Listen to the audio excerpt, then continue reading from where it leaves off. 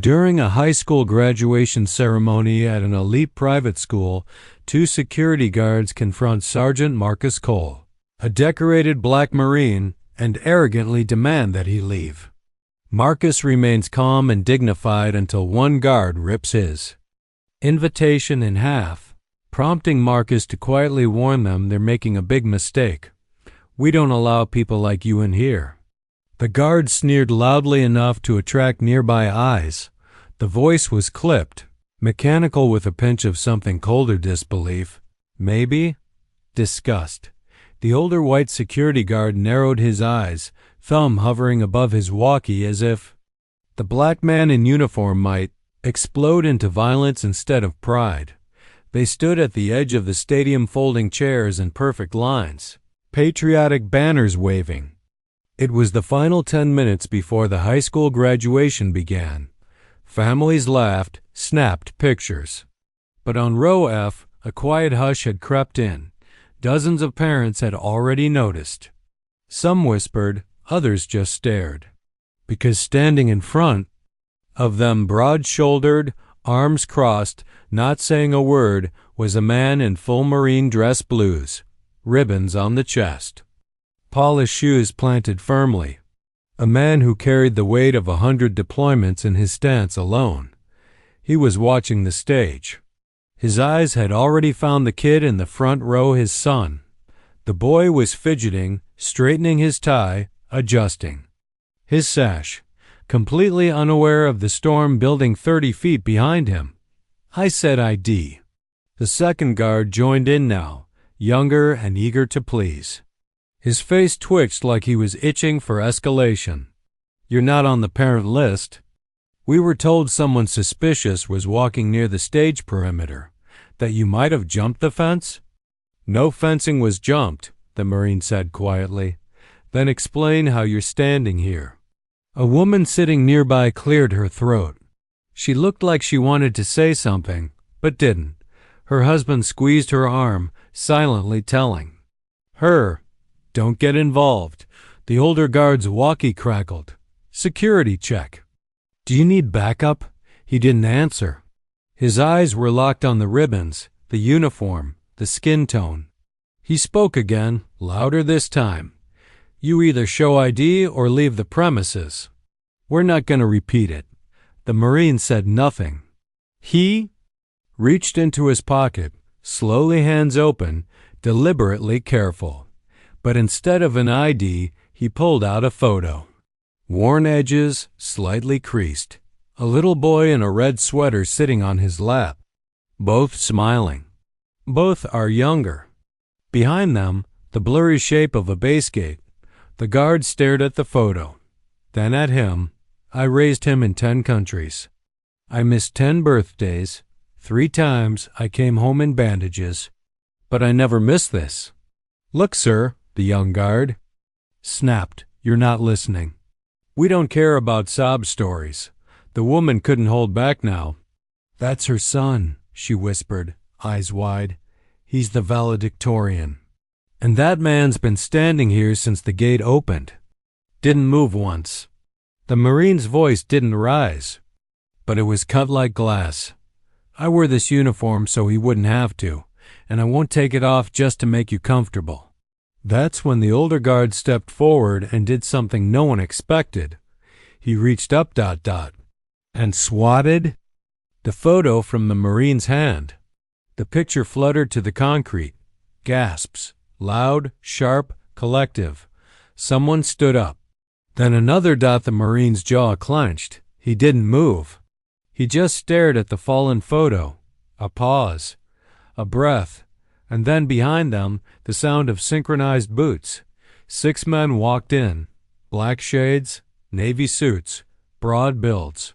Quiet steps. One of them, at the center, nodded once toward the Marine. "Captain." "They." Marine turned slightly. "Lieutenant Commander." The guards went pale. The lead SEAL stepped forward, knelt down, picked up the photo gently, and handed it back to the Marine without saying a word. Then he turned to the crowd. His voice didn't rise either, but the stadium froze. This man earned the right to be here with blood. You should be ashamed that you even needed a reminder." And with that, he took a step back along with the other 5. No shouting. No orders. Just silence. Until a clapping started. Quiet at first. Then louder. And from the stage right as the valedictorian was called up, one teenage boy turned mid-step, scanned the crowd, found the Marine, and saluted. The Marine saluted back, but he never smiled. Only watched, because dignity didn't need revenge. It just needed to be seen. The sun was sharp now. Graduation is over. Confetti stuck to sweat-damp skin. Balloons drifted over the field. Parents pulled their kids into tight hugs while security guards quietly disappeared into the background, pretending nothing had happened. The Marine stood by the edge of the bleachers, arms behind his back, his cap tucked under one elbow. He wasn't waiting for applause. He was waiting for a boy in a white sash, his son, 6 feet tall now, eyes locked forward. Every inch of him walking like discipline had been drilled into his bones, even if he'd never worn a uniform. The boy didn't rush. He walked slowly. "I am proud." But before he could reach the Marine, someone stepped between them. A teacher. Slim, white, clipboard in hand, flustered from heat and crowd noise. She didn't recognize the man in uniform. Didn't even glance at the medals. She smiled politely, falsely. "I'm sorry, this section is for family. I am family." "Oh, are you his uncle?" Her tone was sweetly patronizing. "We've actually had some issues with outside guests trying to sneak in." The Marine tilted his head, just slightly. "You think I snuck into a graduation wearing a full dress uniform? Well, you're not on our approved contact list for Elijah. Only his mother and her husband. I'm his father." The teacher blinked. Something shifted in her smile. It faltered, then returned, tighter. Defensive now. "I think there's been a misunderstanding. Elijah Jenkins listed Mr. Howard as his primary guardian. That's his stepfather. I didn't sign custody over losing my name," she stammered. "Oh, see. I'm sorry, The boy had arrived by now. Elijah looked between them, then pulled his backpack forward and unzipped the front pouch. He took out a piece of paper. It was a letter from the Marines, the one his father had written from overseas. It was stained, a little torn, but carefully folded. The school logo was on the back. It had been mailed to the counselor 3 weeks before. He handed it to the teacher without saying a word. Her eyes scanned the note. Her shoulders stiffened. Her face dropped. The boy turned to the Marine. His voice cracked slightly. "Sorry you had to stand through that." "I've stood through worse," the Marine replied, placing a hand on his son's shoulder. "But I wasn't going to miss this." The teacher still stood there, uncertain if she should apologize again or back away quietly. She did neither. Instead, she tried to explain. "We just weren't told. It wasn't in the records. You were listed as deployed, not absent." The woman flinched, and behind her, someone else had been watching. It was Mr. Harrison, the school's vice principal. Older, clean suit, clipboard matching hers. But his face carried something else. Recognition. And maybe, for a moment, regret. Stepped forward. "Sergeant Major Jenkins?" The Marine nodded. "I served with the 2nd Battalion. We had reports about your unit. The Kandahar breach." He cleared his throat. We should have known you were coming." "No, you shouldn't have had to," the Marine said, looking directly at the teacher. "Because being a father shouldn't require proving service." The vice principal stood awkwardly. The teacher's face turned red. Across the field, the Child band was packing up. Parents were already leaving. But a silence had stretched across their small circle like a line drawn in sand. "I'll walk you out," Elijah offered. But before they turned, the Marine paused. You said something earlier, he said to the teacher. You said some guests tried to sneak in? She nodded too quickly. Yes, there was some confusion. An older black man tried coming through the teacher's side gate.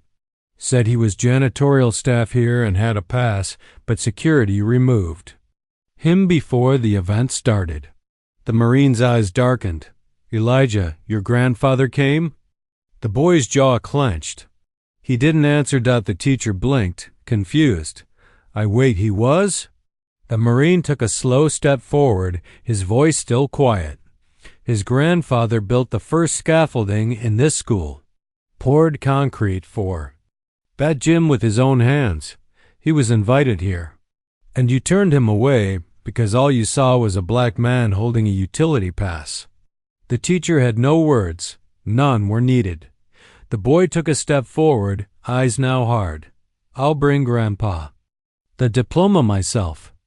And with that, the Marine and his son walked past the line of folding chairs side by side, in rhythm, leaving behind silence, paper programs scattered in the wind, and the faint echo of guilt no speech could fix, the makeshift photo booth near. The school gym had a long banner above it.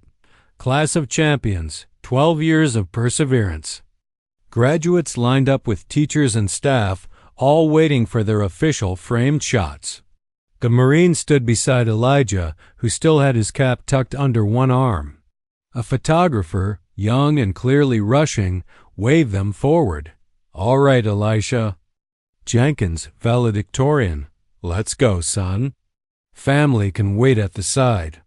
The Marine stepped back, but Elijah looked sideways. He's not family. He's my father. The photographer paused. Oh, I meant, I didn't think you'd want him in the official school shot. Why not? It's just ...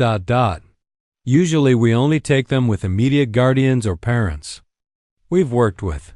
You know, the ones we've seen all year. Seen or accepted?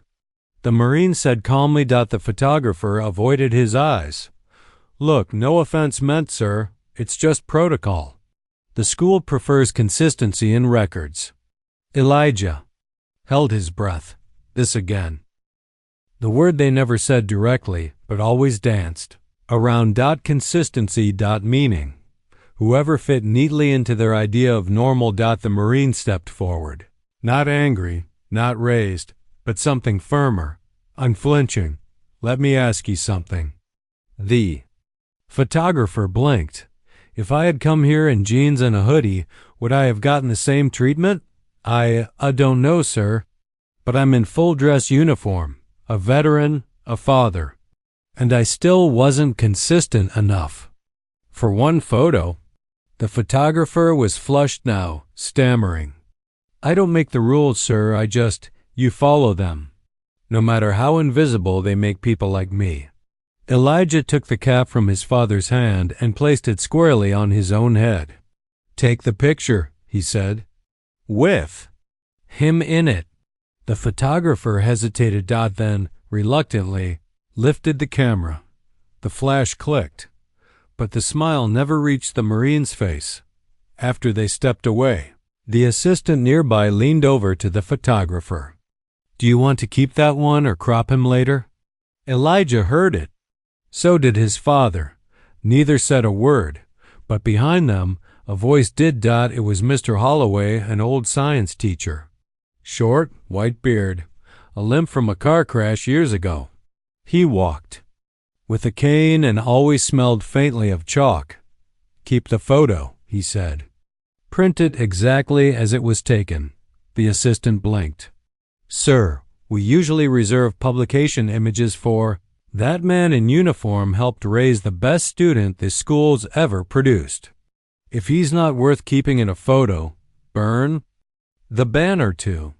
Because it doesn't mean anything without honesty. The assistant's face reddened. The photographer froze. Mr. Holloway turned to Elijah and the Marine. You don't need me to speak for you. But they need to hear it from one of their own before they listen. The Marine gave a slight nod. Appreciated. Elijah asked, Were you watching earlier? At the field? I watched everything. And I watched too much of it over the last 30 years. Every time someone gets quietly erased. Elijah looked down at his shoes, then back up. What do? You think we should do? Mr. Holloway tapped his cane once. Make sure your future has fewer cameras. And more witnesses. They walked away together, past the line of booths. As more students posed, the Marine didn't say much. But Elijah did. He turned back one last time toward the photographer. Next time you ask who belongs in the picture, make sure it isn't the wrong lens you're looking through. The reception was held in the school's west atrium glass walls. Polished floors, soft jazz echoing off the marble. Small round tables had gold place cards with neat cursive. Faculty, wealthy parents, and alumni mingled, sipping champagne and laughing with controlled volume. It was the school's hidden graduation-invitation, only Elijah hadn't known they were going. His mother had RSVP'd weeks ago, assuming he'd attend with her husband, Mr. Howard. But he brought the Marine instead. And silence followed them in fog. No one said anything outright. But heads turned. The Marine's uniform made him stand out. So did his presence, sharp still, unafraid. He didn't fidget. He didn't laugh nervously. He simply stood behind his son, watching. Then, from across the room, a low voice slipped through the noise. He wasn't even on the invite list. It was subtle, not shouted. Just floated through the clinks of glasses like smoke. Another parent replied, "Isn't that the janitor's boy?" "Elijah, I thought he was mixed." "No, that's the real dad. Came out of nowhere, probably trying to stir things up. I heard he's never been involved till now. Typical, right?" Elijah heard every word, and his fists clenched under the table. But the Marine placed a calm hand over his son's. "You're not here to fight ghosts," he said. "You're here to collect what you earned." Just then, Principal Farley approached the table. Tall, expensive suit. A practiced politician's smile. "Good evening, Mr. Jenkins," he said to Elijah, then turned, clearly uneasy, to the Marine. "And Sergeant Major, is it?" The Marine gave a slight nod. "Correct." Principal Farley shifted uncomfortably. "I wasn't aware you'd be attending the reception. These events are typically pre-registered for." Elijah spoke first. "Is there an issue?" "Oh no, not at all. Just, we like to keep things organized. Seating charts, head counts. It's not personal." The Marine's voice was calm, low. "Tell me something, Principal." Farley hesitated. "Yes? How many parents here have deployed overseas 5 times and made it back with both legs?" The question landed like a dropped stone. Farley blinked. "I'm sorry, I don't understand the relevance." "It's relevant," Elijah said coldly, "because none of them raised the top student in your school from a laptop in Iraq."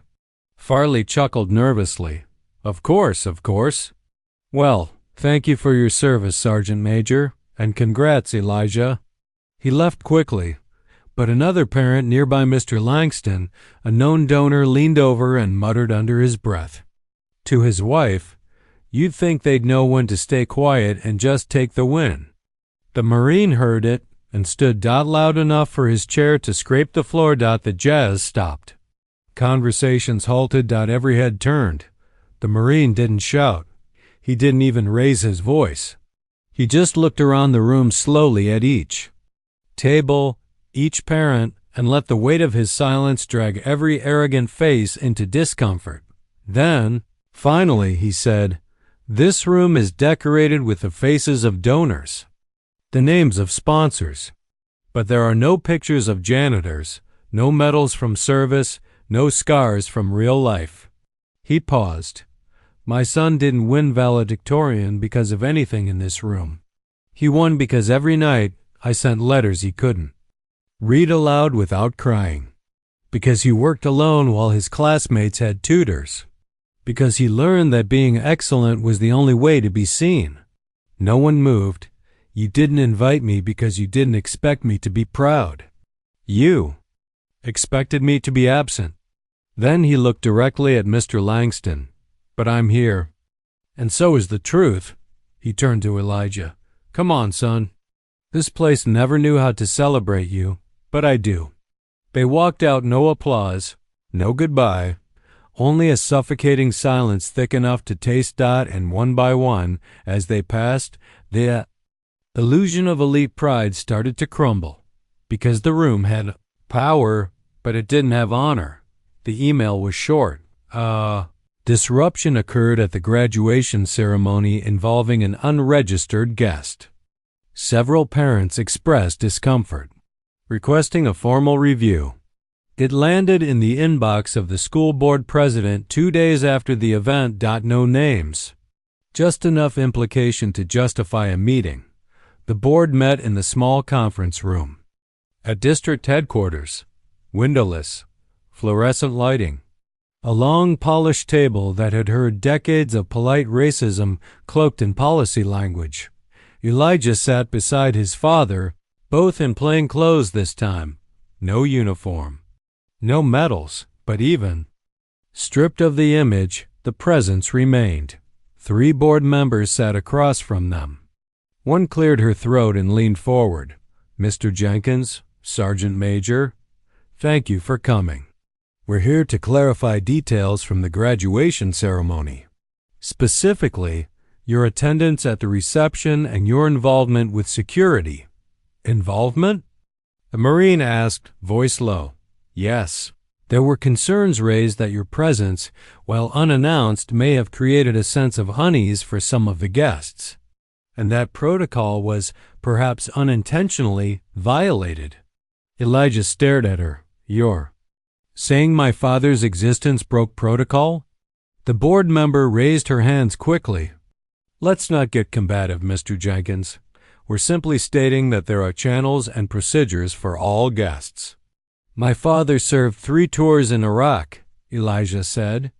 "He followed channels to stay alive every day. He doesn't need permission to see his son graduate." One of the male board members sighed. "We understand your emotion, but we also must consider community standards." Someone said, and I'm quoting here, "He doesn't look like a hero." He looked threatening. The room went still. The Marine tilted his head slowly. "What does a hero look like then?" No one answered. "Does he wear the right skin? Smile at the right time? Show papers to feel human?" Still silent. The Marine leaned forward. "When I was 23, I crawled through enemy lines with a radio battery in my teeth to call in air support and save a trapped unit. When I was 28, I lost 3 friends and came home with blood on my boots and silence in my chest."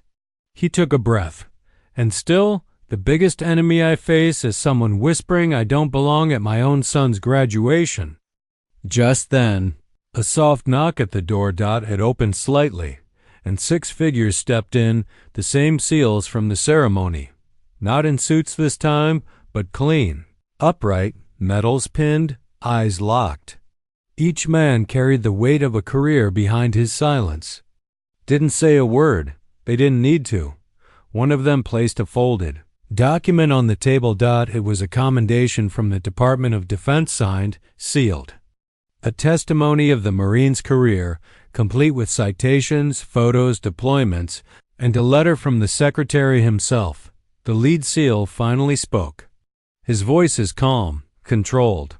"You said he doesn't look like a hero." He tapped the document. "This is what a hero looks like.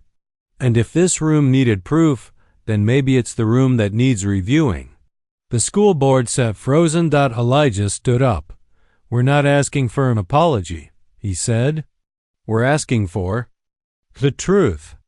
That this school, this town, this board starts looking past its own fear long enough to see the people who keep it free." The Marine rose, gently straightening his collar. "And next time someone files a complaint," he added, "make sure it's not about someone who already gave this country more than it gave him back." They walked out, 6 SEALs behind them, and the bored rooted in their chairs left staring not at a problem, but in a mirror. The first post came from a local PTA page, a grainy cell phone picture of the Marine walking across the field with Elijah. No caption. Just the image and the comments that followed. Didn't even smile once. Weird. Why wear the uniform? Show off much? He made everything about himself. Graduation's about the kids. Honestly. Maybe he should have just stayed quiet. Within 24 hours, it spilled over to private school groups, then community forums. The story began to twist. Words like aggressive, intimidating, and agenda popped up. People who hadn't even attended the event shared their concerns. Elijah saw it all. He sat on the edge of his bed, scrolling, fingers trembling, not with anger, but with something more hollow. Fatigue. His father entered quietly, towel over his shoulder, fresh from a morning run. He could tell something was off. Elijah didn't look up. They're calling you a problem, saying you came to make a scene. The Marine sat down beside him, not close but close enough. I've been called worse. Elijah shook his head. But I don't get it. You didn't yell. You didn't fight. You just stood there. And they still made you the villain. The Marine looked at the screen, read a few lines, then reached over and turned the phone off. You're expecting fairness, he said softly. That's your first mistake. But why do they hate? What they see? The Marine thought for a moment. Because they were raised to only respect our silence, not our strength. Elijah swallowed hard. They keep asking why you had to wear the uniform. Why did you have to show up at all? The Marine leaned back. That uniform was the only thing that ever made them hesitate. It was the one thing they couldn't ignore. But it still wasn't enough. No, he said, voice low. Because some folks don't want you to earn your place. They want you to ask for it, beg for it, smile while they hand it to you like a favor. The words hung heavy. Outside, wind rustled the backyard trees. A lawnmower buzzed faintly across the street. Life kept moving, but inside, a line had been crossed. Elijah stared at the dark screen in his hand. What do I do, Dad? When they smile at me at school but write stuff like this online? The Marine didn't hesitate. You remember who you are when they're not looking. That's where your power is. Then he added, quieter, and don't let borrowed hate shape your reflection. There was a long pause. Then Elijah said, almost like a whisper, they keep asking why you showed up. The Marine smiled faintly now. Tell them I didn't come to be seen. I came so you wouldn't feel invisible. Elijah's eyes welled. He didn't wipe them. He just nodded, and for the first time in days, the weight lifted. Because they could smear a uniform, twist a story, erase a caption, but they couldn't rewrite what it meant to be seen by someone who never looked away. The auditorium was only half full. It was billed as a leadership roundtable, meant to highlight top graduates and encourage future student leaders. Staff clapped politely. Cameras were live streaming it to the district's website. And a panel of 5 students sat on the stage, Elijah in the center. Beside them, at a podium, stood Mrs. Creighton, senior administrator, silver hair, stiff. Smile, pearls around her neck. She opened with practiced charm.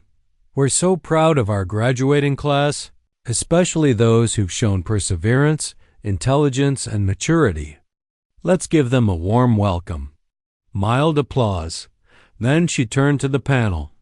We'll begin with personal reflections. Elijah, would you like to start? He adjusted his mic, cleared his throat. Thank you.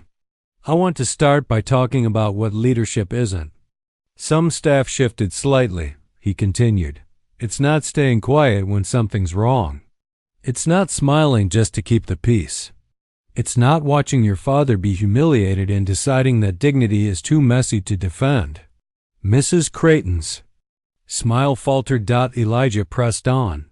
I've been asked to talk about excellence. But the truth is, I only learned what excellence costs when I saw what my dad endured at graduation, in uniform, treated like a threat instead of a father. Whispers rippled through the room. Creighton stepped forward quickly, voice tight. Let's please avoid personal grievances, Elijah. This is a celebration of achievement. He looked at her. No, it's not. Not if we pretend it happened in a vacuum. Elijah, she said again, firmer now, this isn't the place to bring up race or personal. Then where is the place? Silence. He scanned the auditorium. Because I've been told all week this school isn't about race, that we don't see color, but you saw enough of it to call security, to whisper, to delete the photo, to file a complaint. Mrs. Creighton stepped closer to cut the mic, but he moved back slightly and raised his voice, not shouting, just sharpening. You teach us to be proud of our roots unless those roots make you uncomfortable. You celebrate diversity until it walks in wearing medals you didn't expect and dignity you didn't prepare for. The room froze. No one moved. And then, from the crowd, a single clap. It was Mr. Holloway, cane resting against his leg, hands. Slow but deliberate. Another clap joined, and then more. A wave of reluctant applause rose, not loud, but steady. Creighton stepped away from the mic. Defeated. Elijah finished quietly. My dad taught me leadership doesn't need approval, just purpose. And he sat down. The panel didn't resume. No one else spoke, because the silence that followed spoke. Loud enough for all of them. The Civic Honor Banquet was a tradition in their small town. Every June, plaques were handed out to community contributors, uplifters of youth, and faces of change. Speeches, candles, small orchestras. Everyone in suits, name badges glittering under chandelier lights. Elijah had been nominated months ago by 3 teachers and even the mayor's secretary. His father's name was submitted too posthumously, they said, just in case he couldn't attend. The list came out the day before the event. Neither of them were on it. Instead, the awards went to the PTA chair, the assistant football coach, and a real estate agent who donated bottled water to the school fundraiser. When Elijah showed up that night anyway, with his father at his side, he didn't wear his medal. He wore silence. Until Councilman Bryce approached. Evening, Bryce said, fake smiling. Didn't expect to see you two here. We were invited, Elijah replied, voice flat. Bryce chuckled. Of course, it's just, well, the honorees were selected by committee. There's no bias, just data, impact, and public sentiment. The Marine looked him in the eye. And we didn't make the cut? Bryce shrugged. Look, I don't want to sound harsh, but your kind always wants recognition. That's the problem. The air went still. Elijah's eyes narrowed. Our kind? Bryce leaned in slightly. You take a moment like a graduation and suddenly it's national news. Some of us are just tired of walking on eggshells around every uniform or every angry tweet. The Marine didn't flinch. Instead, he asked one question. What did I do wrong? Bryce blinked. I didn't shout. I didn't push. I didn't demand it. I stood quietly, supported my son, and left with respect. And that made people tired? Bryce shifted. It's not you exactly. It's the drama that followed. The community's just sensitive. No, the Marine said softly. The community's just exposed. And then he stepped aside, gesturing to the large board on the wall where past honorees were framed. Rows and rows of faces, not one black parent, not one soldier of color, not one child from the east side of town. Elijah stared at it in silence. You want tradition, the Marine continued, but not the truth. You want a ceremony, but not the sacrifice that earned it. He looked Bryce in the eye. You handed out awards for bottled water and field goals, but not for the kid who graduated top of his class while his dad fought wars and mopped floors back home. Bryce didn't answer. He simply walked away quietly. Avoiding every eye in the room, the Marine turned to Elijah. "You good?" Elijah didn't reply. He just walked up to the front table where the awards were still waiting to be handed out and placed something down. It wasn't an envelope or a protest sign. It was the photo. The same one from the ceremony. The one they tried to crop. Father and son, full frame, uniform shining. No edits. He left it on the table in front of the crowd. And then he walked away with his father at his side. Again. Because sometimes the best way to be seen is to stop asking. The auditorium lights dimmed. This time it wasn't for a celebration. There was no streamers, no slideshow, no music. Just folding chairs, a bare podium, and a row of district officials who looked like they'd rather be anywhere else. The district had caved to pressure after the story spread beyond town. After the article hit regional press and a video of Elijah's panel speech passed 100,000 views. Now, under the title Community Listening Session, the board claimed they were ready to hear concerns. But everyone knew it was a reckoning. Elijah sat in the fourth row. His father was beside him. Mrs. Creighton was up front, arms crossed. Principal Farley, too, eyes darting toward the exits. The first speaker was a student, nervous, white, stuttering through her words. I just wanted to say I didn't know how bad it was until I saw it. I didn't speak up when the Marine was stopped at the gate. I should have." She sat down quickly. Then a teacher stood. Mr. Holloway again. Cane. Tapping slowly. Voice calm. "I've taught for 30 years in this district. I've seen what we reward and what we ignore." I saw a janitor turned away. A soldier was dismissed. A boy shamed for having pride in a father we didn't understand. He looked straight at the board. "You don't get to act shocked. You built." This silence brick by brick. Then came a flood, more students. A parent, even a cafeteria worker. One after another, they spoke not just about Elijah but about the system itself. About the double standards, the buried complaints, the whispered apologies behind closed doors. Until finally, Elijah stood, walked to the mic, looked around. Some eyes were wide, others were glassy. "I'm not here to hurt this school," he said. "I'm here to make sure no one else walks its halls feeling like they don't exist." He paused, "and I want to speak to the ones who stayed silent." He turned toward the crowd, not angry. Just steady. "You saw them stop my dad. You heard the things whispered at the banquet. You knew the picture was cropped." A longer pause. "You stayed quiet because you thought it wasn't your fight. But silence isn't neutral. It's permission. And every time you looked away, you told the system to keep going." People shifted in their chairs. Some looked down. Elijah's voice softened now. "I don't need apologies. I don't want speeches. I want change. Real change. Not in policy, in people." He stepped back, then looked at his father. The Marine rose, took no mic, said nothing. He just placed a single medal on the table and walked out, because the message was already clear. They didn't need to be loud. They just needed to be heard. The gym wasn't decorated this time. No banners. No streamers. No sponsors' logos plastered across the walls. Just rows of simple metal chairs and a podium placed off-center, humble, quiet, honest. The sign at the door read, "Recognition Ceremony for those who were never seen." It wasn't advertised. It wasn't live-streamed. But the right people showed up. Students, teachers, veterans, maintenance workers in clean shirts, parents from the east side of town. No one was told what to wear. No one was told what not to say.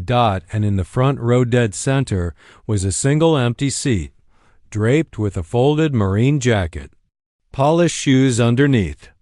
A printed photograph resting on top. Elijah stood behind the podium, holding a small card. He didn't speak like a graduate. He spoke like a son. "We saved a seat this time," he began. "Not for the ceremony, for correction." A soft hush fell over the gym, because the last time we gathered like this, we left someone standing outside a fence, and we let silence decorate injustice with banners. He looked at the seat. My father never asked for a stage. He didn't need one. But I brought him here again not to fix the past, to make sure the next kid doesn't grow up thinking invisibility is normal. He nodded to the side. And slowly, one by one, people rose from their seats. Janitor walked up first and placed a wrench on the floor beside the chair. Then a teacher set down a chalkboard eraser. Single mother placed a bus pass. A kid from Elijah's class laid a pencil. Even Principal Farley approached hesitant, pale, and placed his staff ID. Each one offers something small. Symbolic. A tribute. When the last item was placed, Elijah looked out across the room. "We weren't trying to be loud," he said. "We were trying to be visible." He took a breath. "My father told me once, dignity doesn't beg. It just waits to be recognized." He stepped down, walked to the chair, and sat. The gym didn't erupt in applause. It didn't need to, because some moments aren't meant for clapping. They're meant for remembering.